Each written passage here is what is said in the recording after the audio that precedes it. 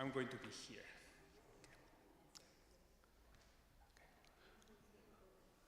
Well, good afternoon or evening. With this sunshine, it makes me feel like it's still noon, so it's great to have you here. Well, good evening, everyone, and welcome to those of you who are participating online, or those of you who will be watching this conversation later today or later during the week. Trinity Lutheran Church believes that as a congregation, we are an extension of the welcome of God to all people in Jesus. Therefore, as a congregation, we are used to say and to remind each other that in Jesus Christ, in the love of God, all are welcome. And that is the extension of the welcome of the Lord Jesus for all of you. So in his name, welcome all. I am Hector Garfias Toledo, and I'm the lead pastor here at Trinity Lutheran Church and Schools.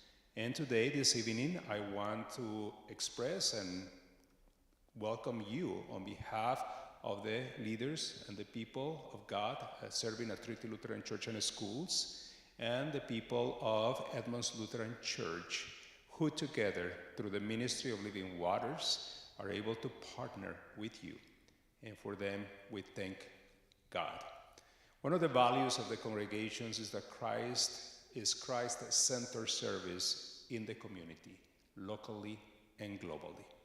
We believe that living out these values will lead us to partner with our siblings in Christ here and across the world, seeking to be catalysts of healing, of transformation, and also with that bring the wholeness and the dignity to all people, which I believe is one of the ways that we are connected with Maher. And in partnership with Maher, I believe that we are a channel of the divine compassion of God in this place and again in other parts of the world.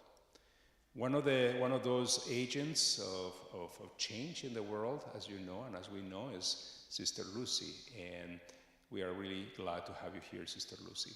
One last thing I want to say, and I believe that everyone is already aware of the facilities here, but if you need anything, please don't hesitate to look for me, for Judy, or people in the back, leaders of the congregation, to assist you in anything that you need.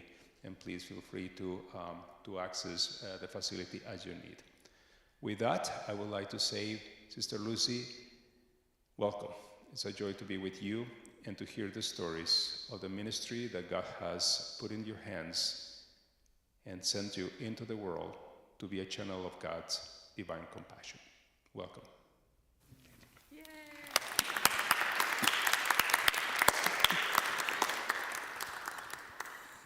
Oh, I don't know. It is on? It's on? Yeah. Okay. Thank you. Let me begin by saying thank you to Pastor for opening this church door to have such a program like this. I'm so happy. I also want to say thank you to Judy and the entire, the Living Water board members for keeping Maher in your heart and helping us. And also the entire Lutheran Church who have been donating so generously to give Maher Homes water facility. You know, whenever we have a little problem, I write to Living Water saying that we have this water problem, and they have been coming forward to solve our problems. So I'm really very, very grateful to the entire church members who have been so generously donating to Maher. My English is a little poor, and in case you all don't understand me, please stop me so that I can stop and repeat again. I started a home for the women who are affected by domestic violence. The first home I started in 1997. At present, we have 68 homes in 7 states of India. And I will just tell you my first experience of why I started this home. I'm a Catholic nun, and I was living in the nunnery, and when we get transferred, I have been transferred to a village house where we used to give training for the underprivileged women. And while I was there, in that particular home, there was a woman who came to me. It was late in the evening, and she said, I need immediate shelter. And it was not possible for me to take her in, because in our cloister, in our convent, we cannot take a woman from outside. And more so, she was 7 months pregnant, and also she was a Hindu woman. So I could not have taken her inside the convent, and I was forced to send her back. Within my heart, I really wanted to do something, but then I was so obedient to the rules, and I sent her back. Unfortunately, that very night, I think when she went back, he must have become more violent because he was an alcoholic. And also he was in love with another woman, and that was a story she had told us. And I think he became more violent when she went back. And in that anger, he poured kerosene and set her on fire. And, I heard the shouting and yelling. So like any other onlooker, I also ran there to see, because I was involved in that particular village. It was a slum. So I went there and I saw, my God, this was the same case, because when I reached, she was already, burning or burned. And she was shouting, saying, save me, in our language, mujhe bachao. And I was so stunned. And for a minute, my mind was not even working what I should do. And anyway, with the help of the neighbor, to make the story very short, we took her to the hospital, but it was too late. When I reached her, doctors examined her and said, we cannot do anything, she is already 90% burned. I asked doctor if anything can be done to save the baby. But when doctor operated on her, what we got in our hand was a fully burned baby. And I was so sorry. It was not easy for me to handle that. Sorry. After some time, I was there with this woman's program, and I said, what am I doing here? Now when she's finished, I am helping. When she came to me, I was not there. So after thinking a lot, I came home, but my life was not the same. I felt, I have done something wrong. Like I was feeling so miserable, so guilty. I did not know what I should do. And I was living with that pain. And, eventually, all this frustration or frustrated feelings were turning into anger. So the sisters noticed, that I was such a happy-go-lucky person, and what is happening now to her. So they sent me for counseling to one priest who was a very open-minded man. And he listened to me, and he said, instead of getting frustrated and staying inside the convent, why don't you go and do something for this type of women? I said, Father, but I am a nun and I have no money, I don't have the education, what will I do? He listened and I have been going to him quite a few times, and he said, if you really have love in your heart for people, you will find a way, you can do it. This struck me very much. I came back, and I started thinking, and I wrote my superiors who were in charge of the convent. I said, I really want to go and do something for this type of people. First, I told them, come on, we will do. But they told me, Lucy, you don't know what you're asking. This requires a lot of money, and it will be also a lot of trouble. But somehow I felt I should do it. And the sisters were not prepared for that kind of work. And I did not know what I should do. And finally, I took the permission to move out to start something for this type of women. And thank God they didn't tell me to get out. They told me you can be a member of the congregation, but the work that you are doing, you will have to find the money independently and start the work independently of the congregation. So I don't know from where the courage came. I said, okay. And there was, people from the village, whenever they heard me, they would donate something or other, little money because they are very poor people. And also this same priest had put me in touch with a priest, a man from Austria. And he heard my story. He and his son there came to India, and they lived with me for some time, and they said, if you give money, what will you do? I already had a project in my mind, and I told them, this is what I wanted to do. And before leaving India, they gave me some money that was enough for me to buy a small piece of land. And I bought that, and then we started collecting funds to start our first home. In 1997, I set up our first home. And I said, now we have 68 homes in 7 states of India, and more than 2,000 people are living in these homes. There are about 1,000 children. First, when I started, I didn't think of the children because my focus was only on women. Then I realized I'm so impractical. Women means also children. So I started also homes for women, homes for children.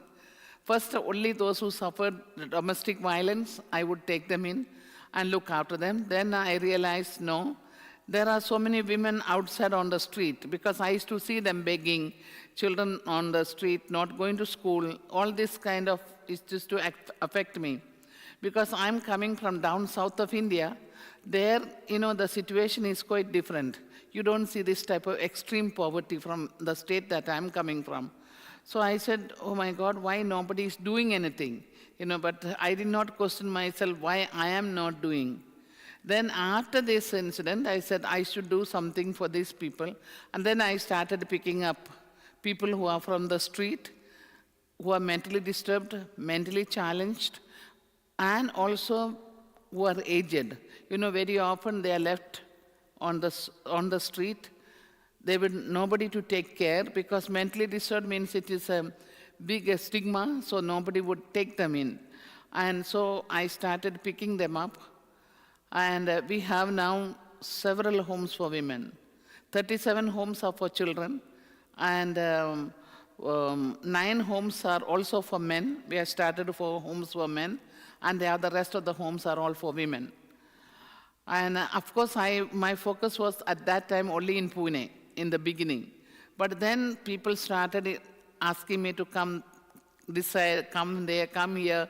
So I started a few more homes, but during Corona, the situation was really bad.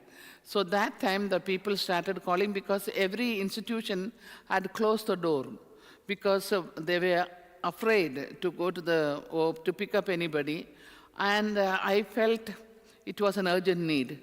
So I started a few more homes during that time. Of course, it was in Bihar, Calcutta.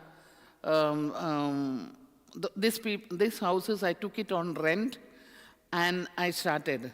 So I came mostly to raise funds to build up these homes because we have land there, and I want to go and build new homes for these women because we can keep them forever in a rented home because it's not very convenient.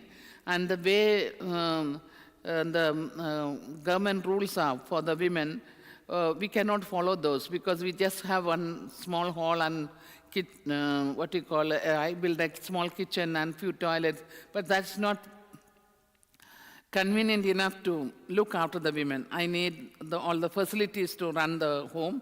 It's not like here. Our focus is like to keep the body and soul together, not like the facilities that you all run here. It's so different. By the time we reach that stage, it will take very long. And I'm not thinking of also that way. I want to have homes where the women can be happy with us. That's all my focus is. And when I started these homes, mostly I switched on to vegetarianism so that, all the people who are coming from any faith, they could join in the vegetarian food. Then sleeping, of course, we were sleeping on the floor because in India it is hot and we can sleep, and people are used to sleeping on the floor. And so we used to have little mats and a small mattress which we can roll up, and we used to sleep like that. Then later on, I started thinking what type of spirituality that I can offer to the children. Because I said, I am a very traditional Catholic, raised up in a very traditional Catholic family, and later on becoming a nun, I did not find, teaching my religion or my prayers to the people because they were coming from all faith. So I said, no, I will do injustice to these people if I do that. So after thinking, after a long time, I dreamed of, a particular way of doing this. Lucian, can you just, it's here, I think. So I thought of a particular banner, and that is, I will just show you. Thank you.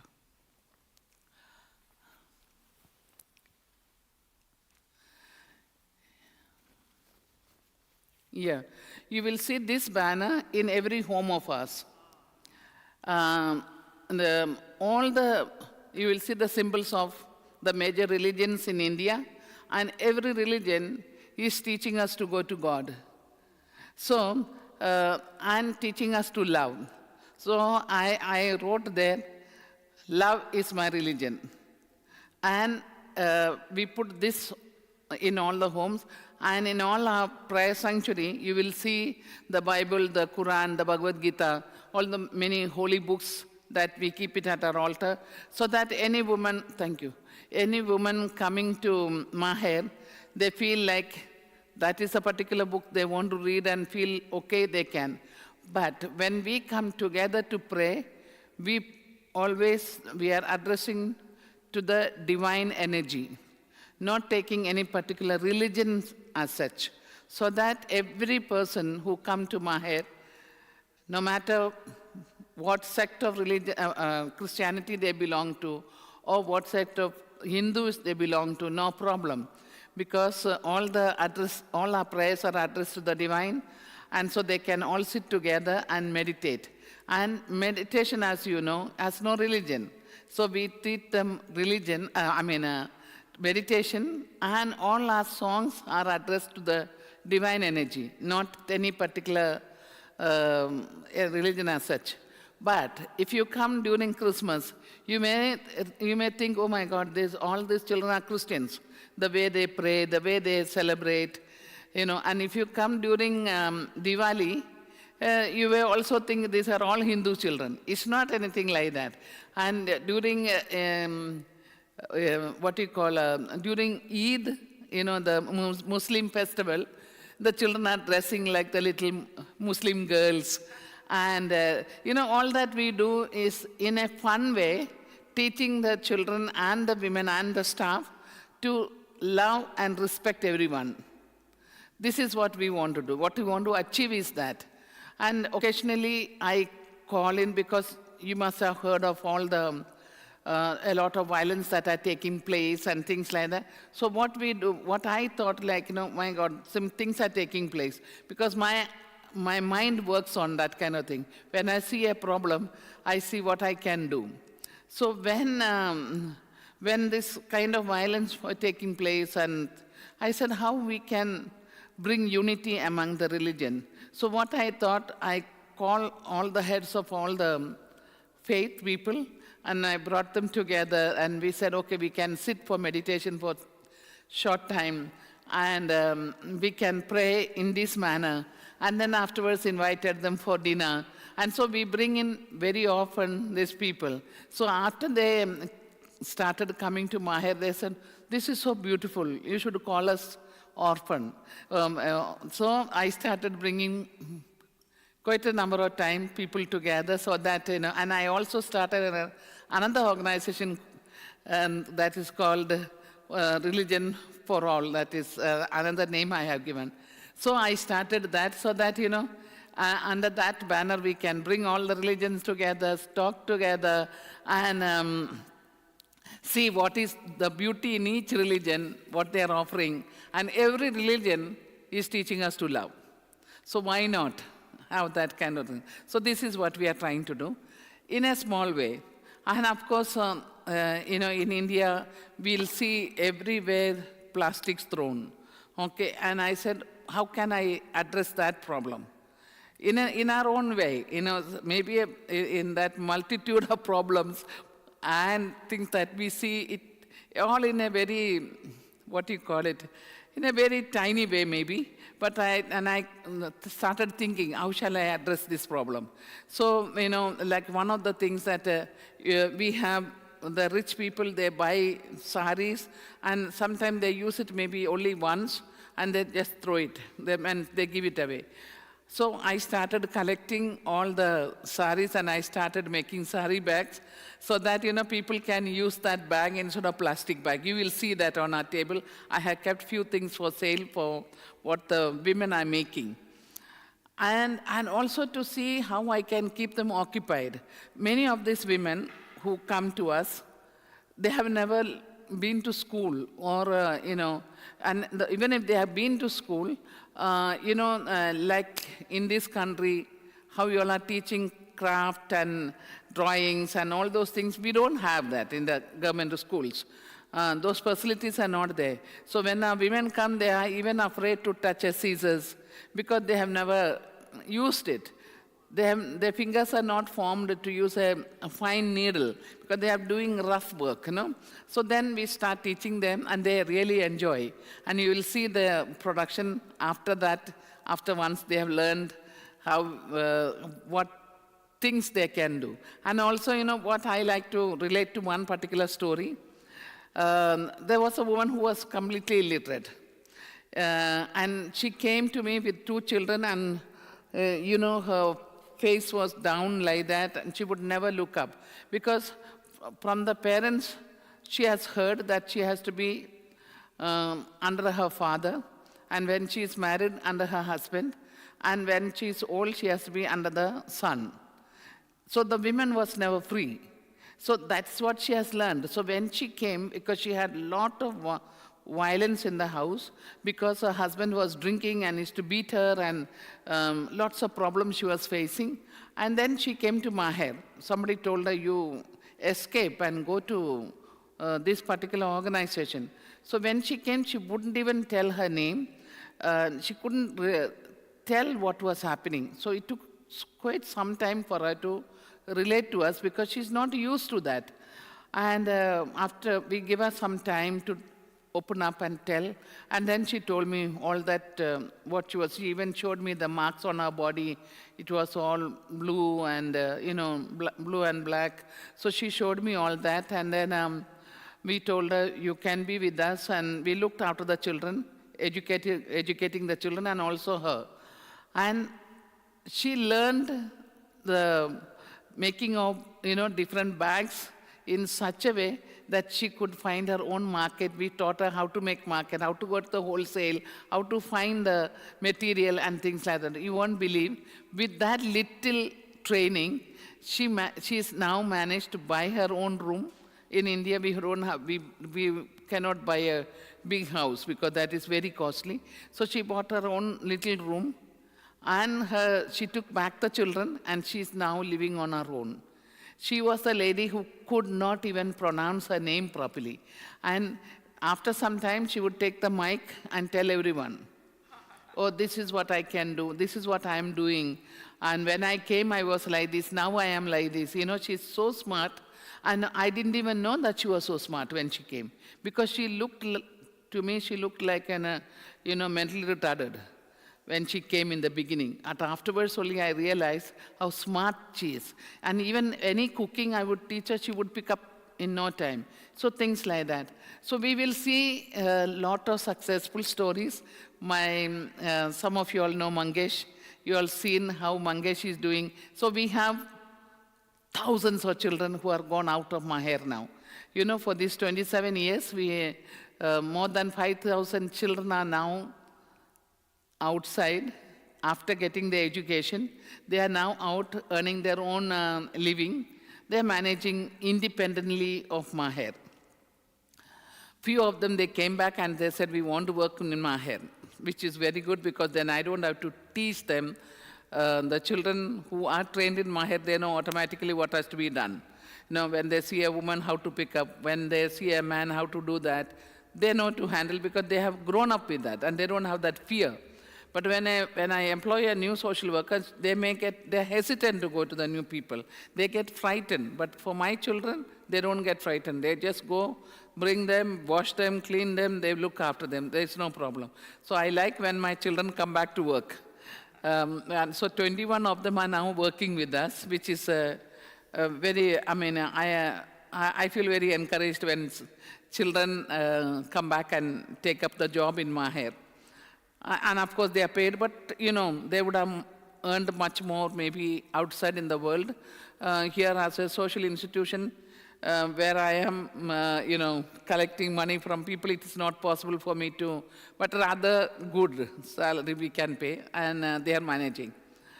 And when I started these homes, I also kept in mind like how I can do developmental work at the same time. Not only charity, but also developmental work. How I can develop the village. So, so that in the long run, they will not need homes like Maher. Because institutionalizing the children and institutionalizing the women, nobody likes it. Nobody wants to be there. But unless it is an extreme case, they need it. So I started working on it.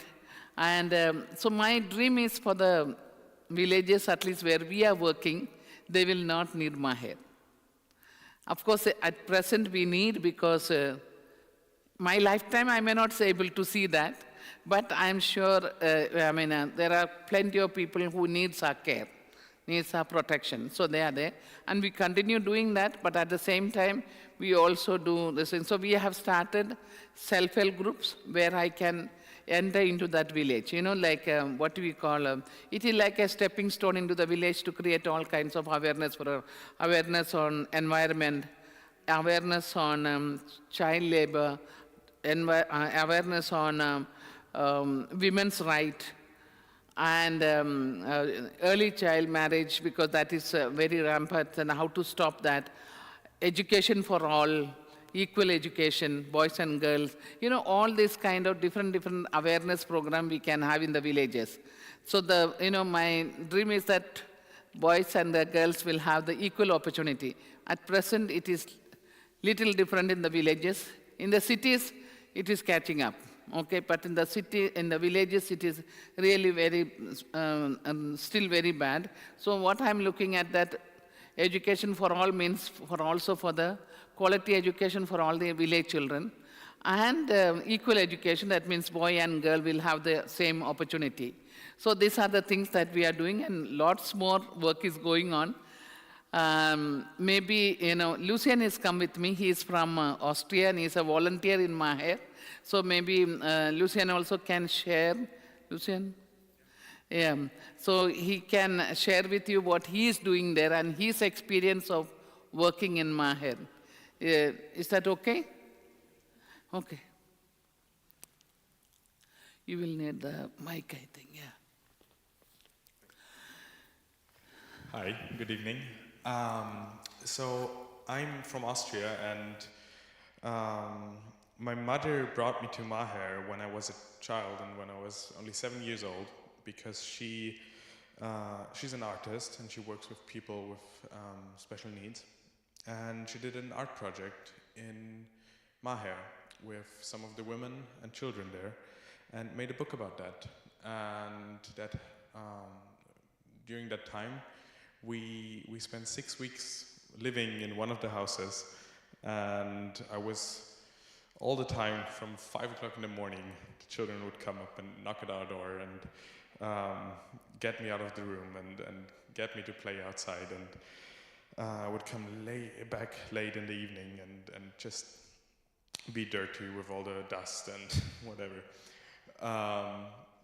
But I didn't remember, but my mother, before I came now to Maher, she told me that one day I went up to her and asked her, "Is this heaven?" And so this feeling of being there and this joy I felt as a kid stayed with me and motivated me to go back to Maher and to spend some time there and to contribute to the amazing work that Sister Lucy and Maher as an organization is doing. And in Austria, military service is compulsory for men, but you can choose to do something else, which is called civil service. In Austria, that would be working in a retirement home, being in an ambulance car, or something else in the field of social work. And there's an organization in Austria that sends people abroad to different NGOs. And me having this dream of going to Maher and thinking this would be a perfect match,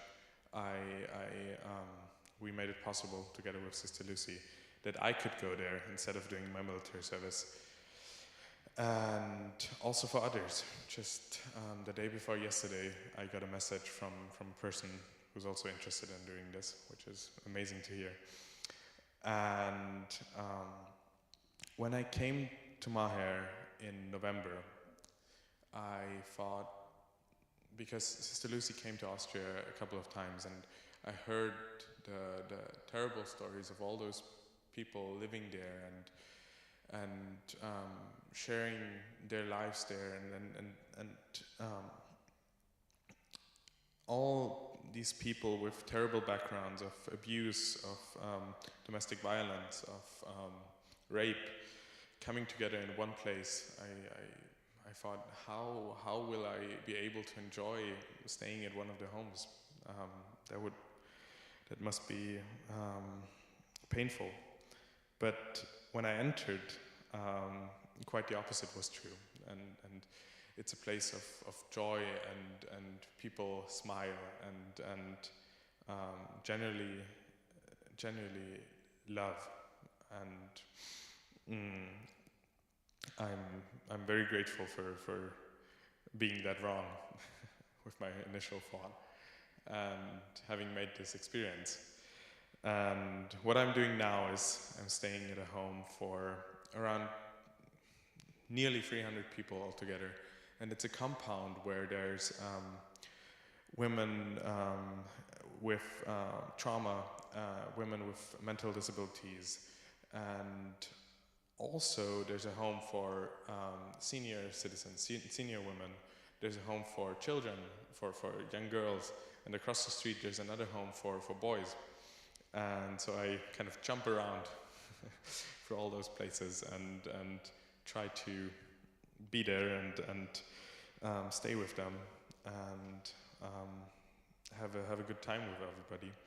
And we have organized some football events, soccer events, some dancing, whatever is there to do. And yeah, I'm happy to be there, and I think that this relationship and connection will last forever, and I hope so. Yeah, thank you. Thank you. Maybe we can. Is that okay? For those who don't know anything about Maher, it will be nice to see a few slides that we have made, that you can see that. You have to go there. Yeah. So you will see now where we are. We are in 7 states of India. Okay.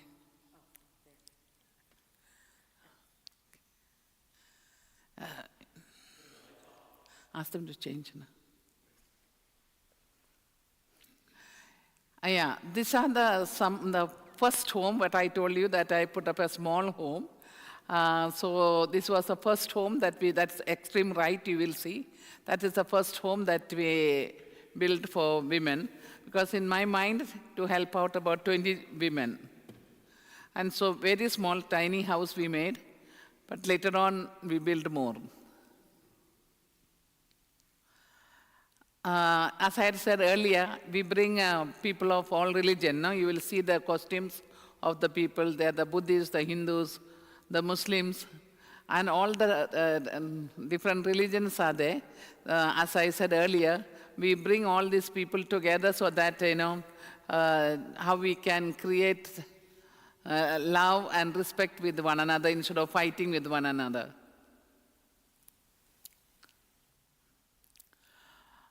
You will see what I have been saying, that we sit for meditation. This is how we teach the children to sit and meditate with no religion at all. And this is one of the place that is in Pune, when we bring the children together, because, for Diwali, for Christmas, there are very many occasions we bring all the children in Pune district together. So there are about 750 children are there. So we bring them together for various things. I don't remember what occasion it was, but something we are laughing at, I don't know. And then you will see onto the left, a child on my lap. That is, the mother was mentally disturbed, and we found her on the street. And then we picked her up, brought her to Maher, and doctor told us to keep an eye, but when she had the labor pain, her mind was not working to tell that I'm getting pain. So she went and sat under one tree, and she delivered that little boy there. Now he's about 10 years old, and his whole dream is that he wants to be he's a very smart child, growing up very, very smart. And then he said, I want to be the world best soccer player. I don't know. He's so short, but I don't know what he wants to do that. Let us see what he's growing up to. This is the house, one of the houses in Pune, where our children are there. Many children are there.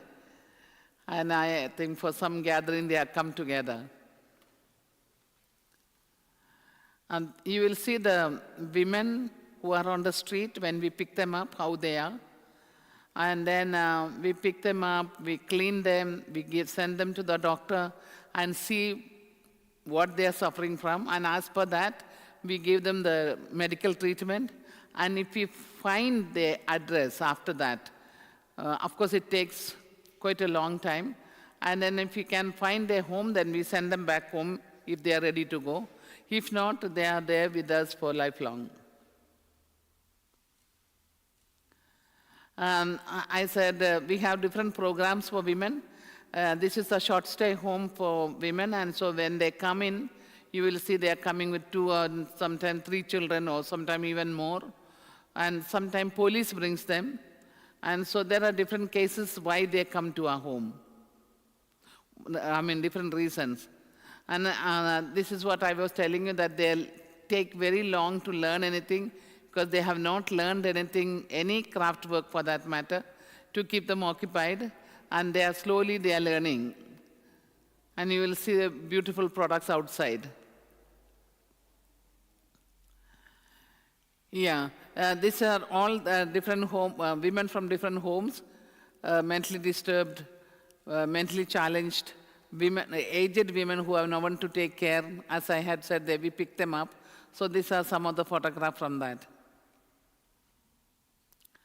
Again, this is, you will see on the extreme left, you will see the girls learning computer, because the children who have no, who are belonging to very poor families, and they cannot go to learn computer, we make the computers facility available so they can come and learn with us. Not only for girls, also for boys. And also girls from our home, both we have. Again, you will see the women are learning some things. So we bring them together to learn various things. So this is what they are trying to learn now. And because also self-help group, we do programs also for the village people. Self-help group, I think it is here means like microfinancing. So we have about 1,300 self-help groups in different villages. These are the men when we find on the street, and when we pick them up, how they are, and afterwards you will see them, how well they look. Yeah, once they are cleaned up, they look so normal. But of course, when we deal with them, we know they are sick, they are not okay to treat them normally. As I said, we celebrate all the festivals, and even we celebrate Gandhi's birthday. So that day, they wear the Gandhi used to wear a white hat. So we are also making them to wear that, and they feel happy to wear the white shirt and walk about. So on that particular day, we do all that and teach them what was Gandhian values. And it's okay. These are the different marriages. Because in India, we are not so used to falling in love and then getting married. The parents have to find, so I find for them, not only I, the staff find partners for them, and then we get them married as per their religion. So you will see the Buddhist marriage, Hindu marriage. For you, you may not understand which is which, but we know that is, as per their religion, we get them married. And of course, their caste. Yeah. Again, children from various homes.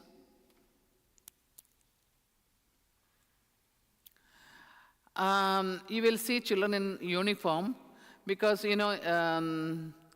between the poor and the rich, there will be big disparities. So that's why we have, in all our schools in India, you will see uniforms, so that maybe except the international schools, but all the other schools, we have uniform. So that between the rich and the poor, the difference is not much, made known so much. Yeah, in Maher, most of our children are going to public school, and they don't have so many chances to learn various things. So we teach them taekwondo, dance, craft, and also all kinds of things. So this is some of the pictures from children, what they are learning and performing. I want to tell you about during Corona what happened. During that pandemic, it was such a very bad situation. It was beyond anyone to handle. India was completely shut down, and the migrant workers did not have any job. And they finished their money in no time because most of them did not have bank account, and whatever little earning they had in their hand, they finished. And suddenly they realized they may die in this big city and not knowing the whole family. So they decided to walk back. So one of the trip that I was making, because we needed police permission to take the car out, nobody is allowed to take the car out. But I had the permission because we have homes in so many places. So one of the trip I saw hundreds of people walking. And I said, what's happening? And then they told me we are going back home. And I said, everything is shut down. What are you all going to eat? Because this is 1,000 kilometers away. They are walking. And then they told, one man was there, he showed me a few biscuit packets in a plastic bag. And I said to myself, my God, how this will not last him long time. So what we did was, I was in the city, and our home is where the people will walk. So I called my home and I said, all the cooked food, pack it and bring it to the street. So they were afraid because they said, Didi, Corona. I said, don't get worried, I will teach you all. So we brought all the folding table and we kept it on the street because the streets were not used for vehicle. So we could keep the tables and we wrote there, pick it up, it's free. And so we wrote it in our local language and we kept it there. And then also I gave the young boys to use the microphone to tell the people, pick up, because they are all very, very poor people.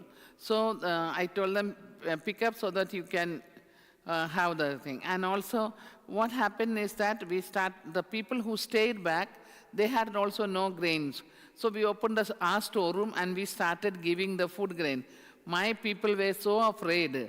They call me Didi, means older sister, and Didi will give out everything, and there are 1,000 people in Pune, what are we going to feed these people? So they were so afraid. I said, no, don't keep it for tomorrow, give it today, because it is needed for the people. So they were even hiding the key and things like that. I said, I'll break the lock if you all don't give it to people. And then we started giving. What I want to tell you in short is that the miracles that we have experienced. When I started giving, we had just 2 small rooms with food grain, which we had stored up. And when we finished giving, we had one more room I have to open. That much people brought for us. And you know that you all also had been sent money for that time. So there are many people who send us money or they send us food grain. So I could be so generous to people who were in the slums, who were in the villages, who could not afford to go and buy anything. They had no money, and so we could keep them, alive that way. And people were really, really very grateful for what we were doing. And you know what I can say? In our slums, nobody died with the corona. And in Maher, we have 2,000 people, and none of us had corona. Nobody had corona. Because, of course, we kept them safe.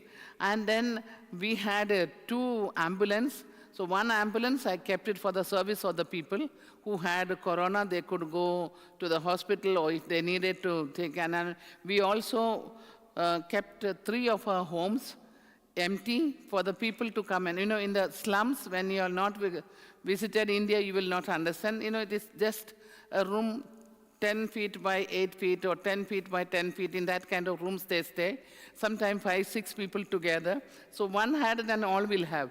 So I told them, if you all experience any symptoms, immediately move, come to our place, so that they could sleep there, and then we could give them the food and whatever they needed. So we would cook food in our one house, and then we kept a table near the gate, so they could pick it up, go and eat upstairs, and so that our people are not affected. And that's how we kept the safety of our children and the women, and God's grace that nobody got affected. Yeah. Yeah, you will see that these are all different activities. No, it's okay. Yeah, we make them to do the gardening and things like that. I think that you can go a little faster. Yeah, these are again Kabir and his mother, whom I told about the story, who delivered under the same tree she's standing. Okay. Yeah, if I have to tell the stories of children, there are thousands of stories. So I don't want to say all that, but it's just all why the children are there. There are 1,000 and more stories there. And just I want to end it with this child baby. This happened just before I left for US. A 2 days old baby was left near a gate, wrapped just like this. It was a T-shirt, and wrapped up and kept near our gate. And our staff was going out because we have a lot of street dog, and she thought it was dark, and she thought it was a dog.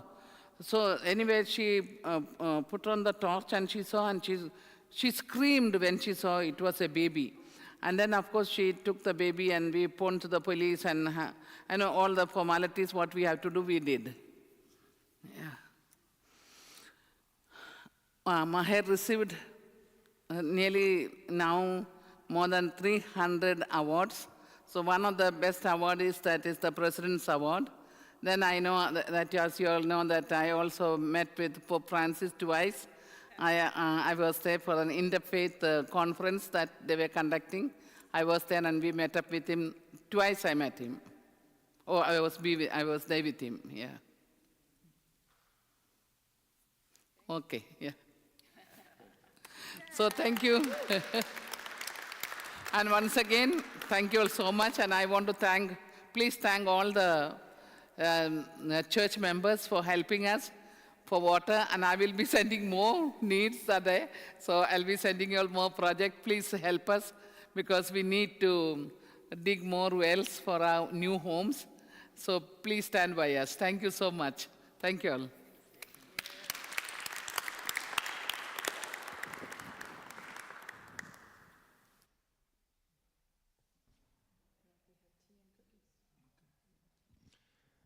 Well, it seems like we have some tea and cookies, and we can continue the conversation in the narthex. Welcome and thank you.